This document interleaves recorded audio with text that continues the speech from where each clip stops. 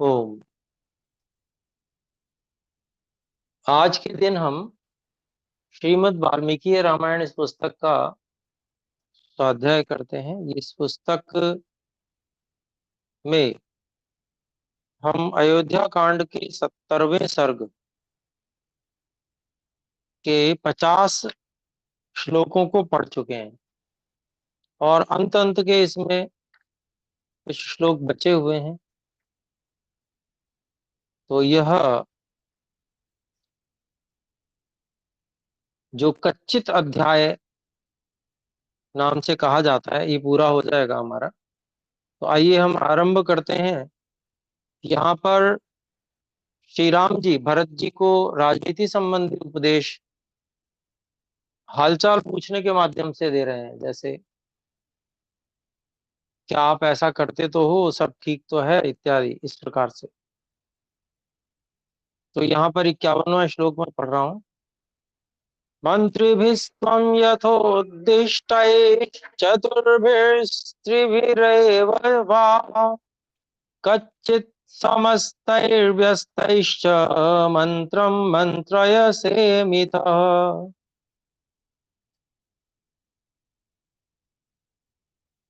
इस श्लोक के शब्दों को अलग अलग करें। मंत्री भी ही त्वं यथा उद्दिष्टैः चतुर्भिः त्रिभिः एव वा कच्चित् समस्तैः व्यस्तैः च मंत्रं मंत्रयसे मिथः। और इसका अन्वय हम इस तरह से करते हैं। त्वं यथा उद्दिष्टैः चतुर्भिः त्रिभिः एव वा मंत्रिभिः कच्चित् समस्तैः व्यस्तैः च मंत्रं मंत्रयसे मिथः। तो इसका अभिप्राय हुआ, श्री राम जी पूछ रहे हैं भरत जी से, क्या तुम जिस प्रकार से शास्त्र में कहे गए हैं उस प्रकार से, यथा उद्दिष्ट अर्थात जैसे शास्त्र में कहे गए हैं वैसे ही, चार या तीन चार या तीन मंत्रियों के साथ में, मंत्री भी,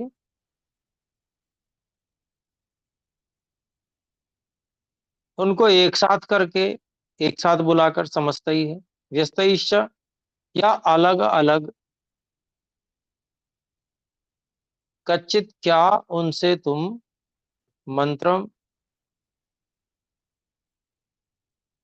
अर्थात जो गूढ़ रहस्य हैं उन पर विचार करते हो क्या, ऐसा श्री राम जी ने पूछा।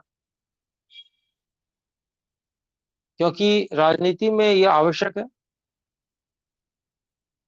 कि कभी अलग अलग, कभी सबको बुलाकर मंत्रियों, ऐसे तीन या चार मंत्रियों से परामर्श करते रहना चाहिए विषयों पर, जो राज्य के विषय हैं। तो उसी संबंधित बात पूछी। अब 52वां श्लोक देखते हैं। कच्चित्ते सफला वेदा कच्चित्ते सफला क्रिया कच्चित्ते सफला नारा कच्चित्ते सफलम श्रुतम। तो अब अलग अलग शब्द हैं। कच्चित ते सफला वेदा कच्चित ते सफला क्रिया कच्चित ते सफला दारा कच्चित ते सफलम श्रुतम। और इसका अन्वय इस तरह से करते हैं। कच्चित ते वेदा सफला कच्चित ते क्रिया सफला कच्चित ते दारा सफला कच्चित ते श्रुतम सफलम। प्रश्न किया, चार प्रश्न कर रहे हैं यहाँ पे। क्या तुम्हारी तुम्हारा जो वेदों को पढ़ना है वो सफल हो रहा है? पहली बात पूछे। फिर दूसरी बात की, क्या तुम्हारा तुम्हारी जितनी भी क्रियाएं हैं वो सफल हो रही हैं। तीसरी बात, कच्चित्ते दारा सफला, क्या तुम्हारी पत्नियां सफल हैं? तुमने जो पत्नियों को रखा है या पत्नी गृहस्थ में गए हो वो क्या सफल हो रहा है? और चौथी बात, कच्चित्ते श्रुतम सफलम, क्या तुम्हारा शास्त्रों का श्रवण करना ये सफल हो रहा है? अब इसमें सफल होने से क्या अभिप्राय है उसको स्वामी जगदीश्वरानंद जी ने महाभारत के श्लोक से स्पष्ट किया है। उसको टिप्पणी में उन्होंने दिया है, अग्निहोत्र फला वेदा दत्त भुक्त फलम धनम रतिपुत्र फलादारा शीत वृत्त फलम श्रुतम। तो यहाँ पर कुछ बातें इसमें बताई गई हैं कि जो वेद हैं वो, अगर कोई व्यक्ति अग्निहोत्र करता है तो सफल माने जाते हैं, यानी कि कर्म करता है। वेद का ज्ञान, वेद में तीन विद्याएं, ज्ञान कर्म और उपासना। तो अगर वेद पढ़े हैं किसी ने और वो उसके अनुकूल आचरण नहीं करता, अग्निहोत्र, यज्ञ, उपकार, ये नहीं करता, ईश्वर की जो मुख्य सार है वेदों का उसकी उपासना नहीं करता ईश्वर की, तो फिर वो वेद पढ़े हुए सफल नहीं है। तो इसलिए पूछा कि भाई तुम्हारे वेद पढ़े हुए सफल हो रहे हैं या नहीं हो रहे हैं। फिर दूसरी बात कि तुम्हारी क्रियाएं सब सफल हो रही हैं या नहीं हो रही हैं, अर्थात जो तुम कर आदि ले रहे हो, और वो कर जो धन के रूप में तुम्हें प्राप्त हो रहा है, तो वो सफल हो रहा है या नहीं हो रहा है, अर्थात उस धन की सार्थकता है क्या नहीं, अर्थात उससे तुम जो प्रजापालन, दान आदि कर्म है ना, उनको कर रहे हो या नहीं कर रहे हो, और उससे तुम्हारी प्रजा प्रसन्न हो रही है या नहीं हो रही है। फिर तीसरी बात, पत्नियां अर्थात परिवार, वो कब सफल होती हैं? जब संतानें होती हैं। तो संतानें भी होनी चाहिए राजा की, तीसरी बात हो गई। और चौथी बात हो गई, जो शास्त्रों का श्रवण है, उपदेश का श्रवण है, वो कैसे सफल होता है? वो आचरण व्यवहार से सफल होता है। तो उससे यदि हमने अपना स्वभाव सुधारा नहीं, हमारा व्यवहार उत्तम नहीं हुआ, तो वो सफल नहीं होगा। तो ऐसा यहाँ पर प्रश्न कर रहे हैं। तो बहुत सुंदर प्रश्न है। उससे उपदेश मिल रहा है कि भाई तुमको ये जो कर रहे, एक ये जो सब है वेद का पढ़ना, ये सफल करना है, प्रेरणा भी है एक तरह से। 53वां श्लोक है, कच्चित् स्वादुकृतं भोज्यमेको अश्नासि राघव कच्चिदांश समानेभ्यो मित्रेभ्यः संप्रयच्छसि। तो यहाँ भी प्रश्न कर रहे हैं, इसका अलग अलग शब्द हैं। कच्चित स्वादुकृतम भोज्यम एकः अश्नासि राघव कच्चिद अंश समानेभ्यः मित्रेभ्यः संप्रयच्छसि। तो इसका अन्वय इस तरह से कहते हैं, हे राघव, कच्चित स्वादुकृतम भोज्यम एकः नाशनासि,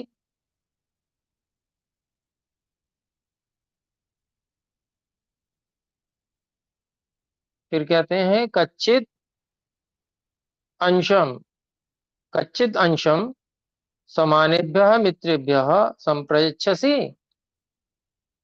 तो श्री राम जी पूछ रहे हैं कि हे राघव, हे भरत जी, क्या जो सुंदर स्वादपूर्ण जो भोजन है, क्या वो तुम अकेले तो खा नहीं लेते हो? ऐसा जो भोज्य पदार्थ है वो तुम अकेले ही तो खा नहीं लेते हो कहीं? और जो इस प्रकार के भोज्य पदार्थ हैं, उनका एक अंश अपने जो समान मित्र हैं उनको देते हो या नहीं देते हो? क्योंकि ये बड़ा आवश्यक है। जो राजा ऐसा स्वार्थी होगा, किसी को कुछ ना दे, वो कभी भी प्रजा का प्रिय नहीं हो सकता, उससे राज्य भी ठीक नहीं चलेगा। तो देखते हैं 54वां अंतिम श्लोक है इस कच्चित अध्याय का। राजा तु धर्मेण हि पालयित्वा महामतिर्दण्डधर प्रजानाम् अवाप्य कृत्स्नां वसुधां यथावदितश्च्युतः स्वर्गमुपैति विद्वान्। तो देखिए, बता रहे हैं, निचोड़ है, इसके शब्दों को हम अलग अलग करें। राजा तु धर्मेण ही पालयित्वा महामति ही दंडधर प्रजानाम अवाप्य कृत्स्नाम वसुधाम यथावत इतः च्युतः स्वर्गम उपैति विद्वान। तो इसका अन्वय इस प्रकार से करते हैं हम। महामति ही दंडधर राजा तू धर्मेण ही पालयित्वा, धर्मेण ही प्रजानां पालयित्वा वसुधाम कृत्स्नां वसुधाम अवाप्य यथावत इतः च्युतः विद्वान स्वर्गम उपैति। तो क्या कहते हैं श्री राम जी भरत जी को? महाबुद्धिमान और दंड को धारण करने वाला ऐसा राजा तो धर्म से ही प्रजाओं का पालन करके, प्रजानाम पालयित्वा, धर्म से ही प्रजाओं का पालन करके संपूर्ण धरती को प्राप्त करके कृत्स्नाम वसुधाम अवाप्य यथावत, जैसा होना चाहिए वैसा ही, इतः च्युतः, इस संसार से छूटकर ऐसा विद्वान व्यक्ति स्वर्गम उपैति, स्वर्ग को प्राप्त करता है। अर्थात इस जन्म में तो राज्य का भोग करता ही है, और परजन्म जो उसको मिलता है वो भी अत्यंत उत्तम और उत्कृष्ट मिलता है। तो ये उपदेश यहाँ पर उन्होंने पूछते पूछते यहाँ पर कर दिया। और भरत जी भी शांत होकर सुनते रहे सारी बात, बड़े भाई कुछ कह रहे हैं। तो अब जो है, जब उनका अवसर आया बोलने का, तो अब हमारा ये 71वां सर्ग आरंभ हो रहा है यहाँ से। जब उनका अवसर आएगा तो फिर वो पिताजी के जो सबसे प्रधान मुख्य सूचना है वो देंगे, पिताजी के परलोक गमन की। तो आइए देखते हैं। प्रथम श्लोक है 71वें सर्ग का, 1सप्ततितमः सर्ग। रामस्य वचनं श्रुत्वा भरतः प्रत्युवाच,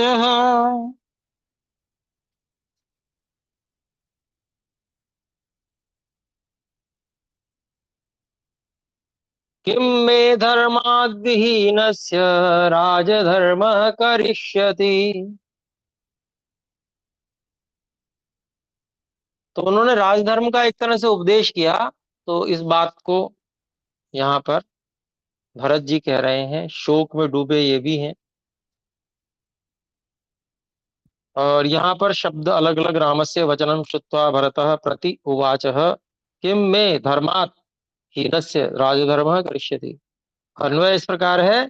रामस्य वचनं श्रुत्वा भरतः ह प्रति उवाच धर्मात् विहीनस्य मे राजधर्मः किं करिष्यति।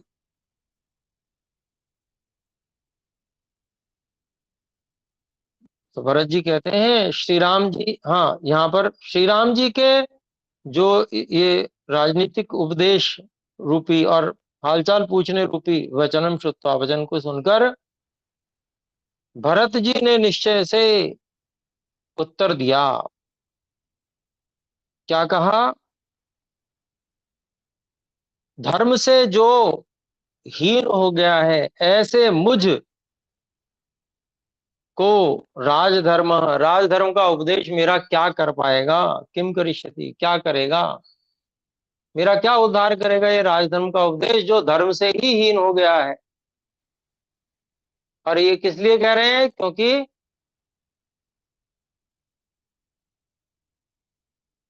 अधिकांश लोग भरत जी को जिम्मेदार समझ रहे हैं, माता कौशल्या जी ने भी समझ लिया।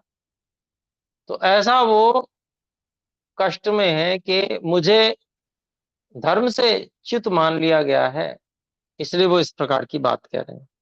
दूसरी बात फिर कहते हैं दूसरे श्लोक में, शाश्वतोऽयं सदा सदा धर्मः स्थितोऽस्मासु नरर्षभ, ज्येष्ठे पुत्रे स्थिते राजन् कनीयान् नृपो भवेत्।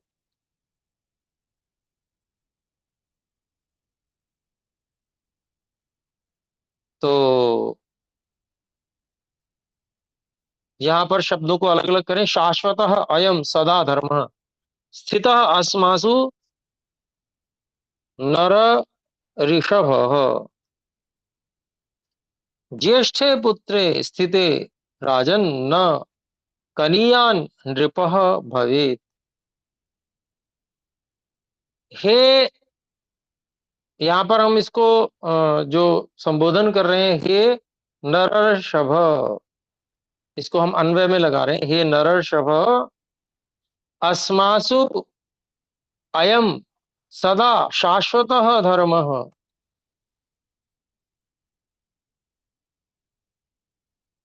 स्थितः राजन ज्येष्ठे पुत्रे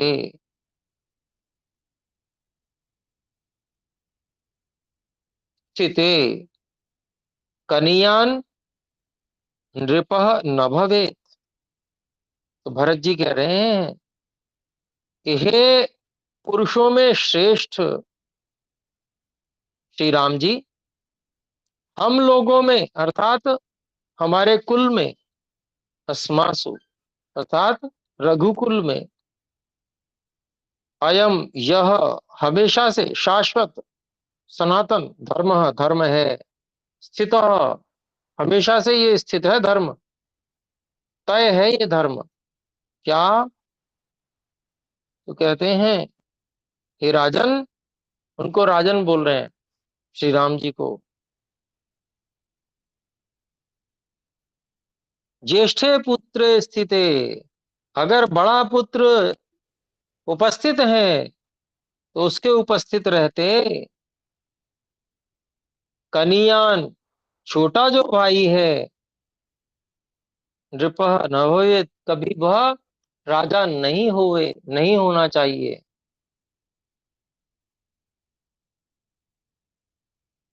तो ये जो है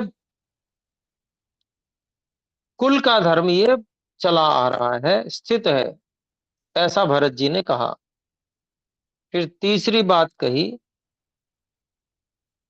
सुसमृद्धां मया सार्धम अयोध्याम गच्छ राघव, अभिषेचय चात्मानं कुलस्यास्य भवाय नः।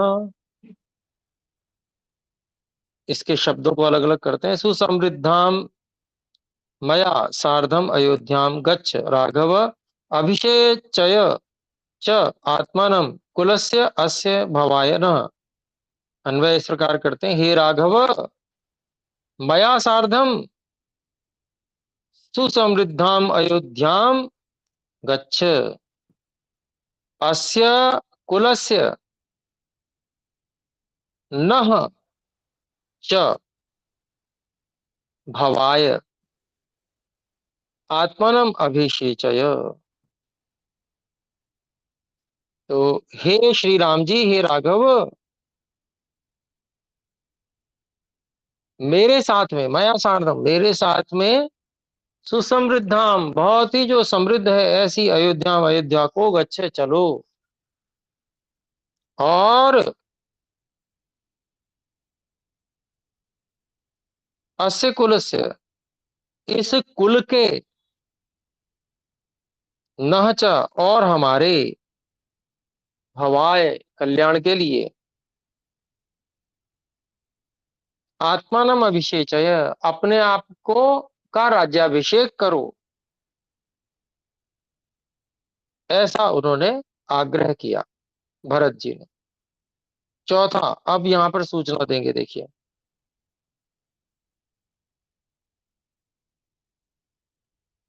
एकयस्थे च मयि तु त्वयि चारण्यमाश्रिते दिवमार्यो गतो राजा यायजूकः सदां मतः।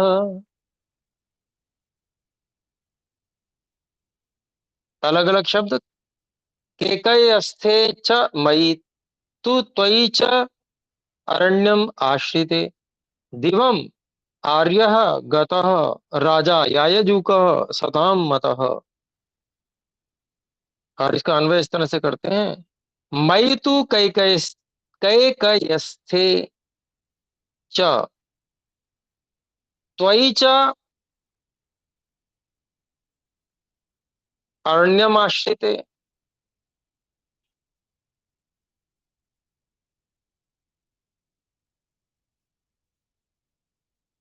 सतां मतः यायजूकः आर्यः राजा दिवम गतः। ऐसे हमने अन्वय कर लिया, और इसका हम अभिप्राय देखते हैं। मेरे तो कैकेय देश में स्थित होने पर, और त्वयि, तुम्हारे, अरण्य आश्रित है, और आपके वन में चले जाने पर तो,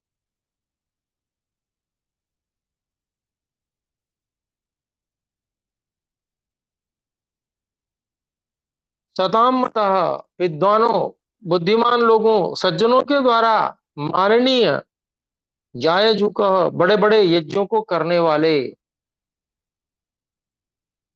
ऐसे आर्य जो राजा हैं, राजा थे महाराजा दशरथ, दिवंगत, वो दिवंगत हो गए, ऐसी सूचना दी। पांचवा श्लोक। निष्क्रांत मात्रे भवति सहसीते स लक्ष्मणे दुःख शोकाभिभूतस्तु राजा त्रिदिवमभ्यागत। राजा त्रिदिवमभ्यगात। अलग अलग शब्द हैं। निष्क्रांत मात्रे भवति सहसीते सलक्ष्मणे दुख शोक अभिभूतः तु राजा त्रिदिवम अभि अगात। अन्वय इस प्रकार है, सहसीते, सह लक्ष्मणे निष्क्रांत मात्रे भवति दुख शोक अभिभूतः तु राजा त्रिदिवम अभि अगात। तो भरत जी कहते हैं, सूचना दे रहे हैं, बता रहे हैं कि सीता जी के और लक्ष्मण जी के साथ में आपके अयोध्या से निकलने मात्र पर ही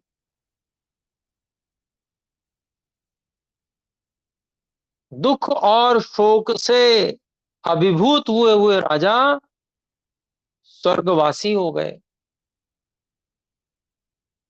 अर्थात दिवंगत हो गए।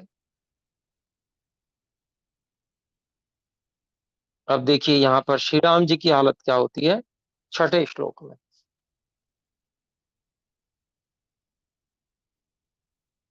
ताम श्रुत्वा करुणाम वाचम पितुर्मरण संहिताम राघवो भरतेनोक्त्वां बभूव गतचेतनः।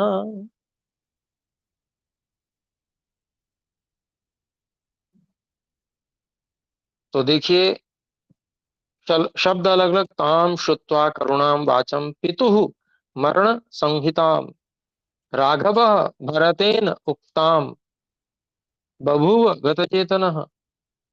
अन्वय इस प्रकार करते हैं। ताम पितुः मरण संहिताम वाचम भरतेन उक्ताम करुणाम वाचाम वाचम श्रुत्वा राघवः गतचेतनः बभूव। अभिप्राय हुआ कि उस पिताजी के मृत्यु के समाचार को करुण वाणी जो करुण वाणी भरत जी के द्वारा कही गई थी, उसको सुनकर राघव श्री राम जी गत चेतन बभूव, मूर्छित हो गए, चेतना जैसे चली गई उनकी। ये हाल हुआ उनका एकदम से। 7वां श्लोक। सतु संज्ञां पुनर्लब्ध्वा नेत्राभ्यामास्त्रमुत्सृजन् उपाक्रमत् काकुत्स्थः कृपणं बहुभाषितुम्।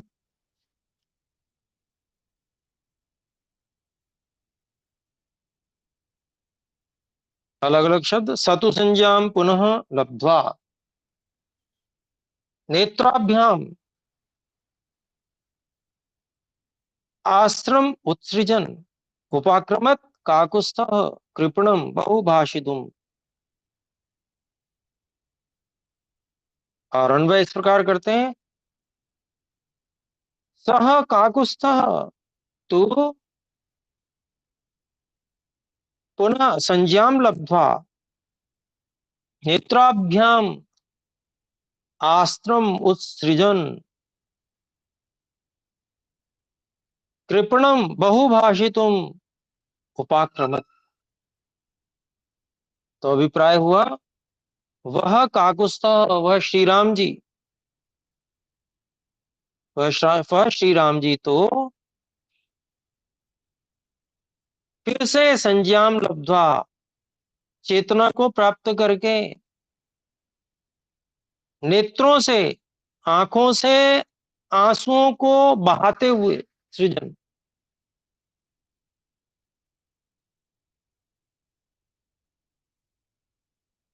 कृपणम बहुभाषितुम उपाक्रमत,